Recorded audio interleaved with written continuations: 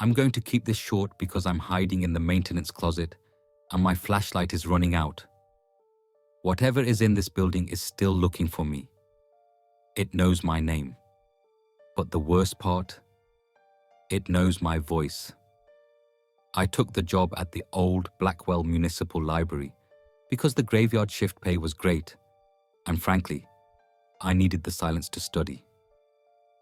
The building closed years ago after a roof collapse, but the city still keeps 2 security guys on retainer, me and an older guy, Gary, who works the weekend shift. 5 nights a week, from midnight to 8 a.m., it's just me, 50,000 square feet of abandoned stacks, and the hum of fluorescent lights that never seem to get quite bright enough. Tonight, though, the silence felt wrong. Heavy. Around 3 a.m., I was doing my rounds on the 3rd floor, which is mostly dusty rare books and institutional archives. I noticed a shelf that looked shifted. The books were pulled out maybe a ½ inch, just enough to look sloppy. When I went to push them back, I saw it. A single, thin, black journal wedged spine in, completely unlike the brittle, numbered texts surrounding it. It had no title, just black canvas and stiff, cheap-looking pages. I pulled it out. It was shockingly light. My blood went cold when I flipped it open. The handwriting inside was a sloppy, hurried scrawl written in blue ballpoint pen. It was undeniably mine. The way I curved my K's, the loop on the G's. I've been writing that way for 20 years. The first entry, dated 2 weeks from now, read, "Gary keeps asking if I heard it. The whisper. I tell him no, but I did." It was just outside the security office door. It sounded like my little sister calling for me, except she died 10 years ago. My heart was pounding a frantic rhythm against my ribs. I flipped forward. The next entry, tomorrow's date. I checked the tapes again. Nothing. But the motion detector on the 2nd floor tripped. The book is gone. The one I found last night. No, tonight. I have to remember this is all happening tonight. The voice is getting louder. It's saying my name. Ethan. I fumbled for my radio to call Gary, then stopped myself. Gary works weekends. I'm alone. I was shaking so hard I nearly dropped the journal. I scanned the area, shining my weak LED into the canyons of books. Nothing but dust motes dancing in the sickly light.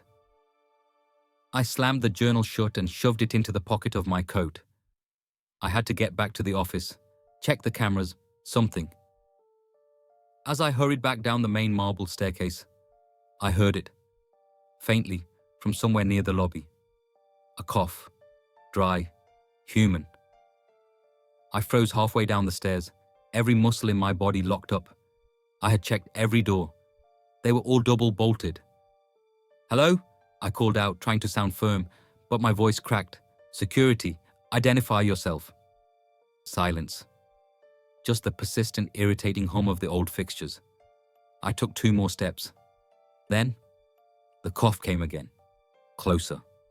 From the ground floor. And then, a whisper. Just like the journal said. Not a spooky, echoing voice, but a perfectly clear, almost bored utterance. "Ethan." It was my voice. Exactly my inflection. Exactly my tone when I'm annoyed or confused. It was the sound of me talking to myself.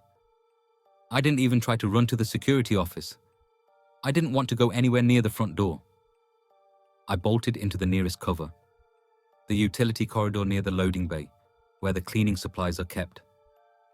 I slammed the thin wooden door shut and hit the deadbolt. I'm crouched down in here now, writing this on my phone. The flashlight I mentioned? It's the little LED on my keychain. It's flickering. I can hear something scratching at the paint on the utility door. Not fast or frantic, slow, methodical, like it's peeling it back strip by strip. And the whispering is louder now, directly on the other side. "Why are you hiding, Ethan? We just want to finish the story." I took the journal out and flipped it to the final page. The last entry has today's date, 2:45 a.m. I looked at my watch. It's 2:58 a.m. The final sentence is only half written. I can hear the whispering now. It's coming for the last part. There's a metallic clink from outside the door, followed by the faint sound of the deadbolt grinding. It's unlocking it. Slow, painstakingly slow. I think the thing outside is holding a pen, and I think it needs me to finish the last sentence. I don't know what happens next. Update. The door just opened an inch. I can see a dark shape in the sliver of light.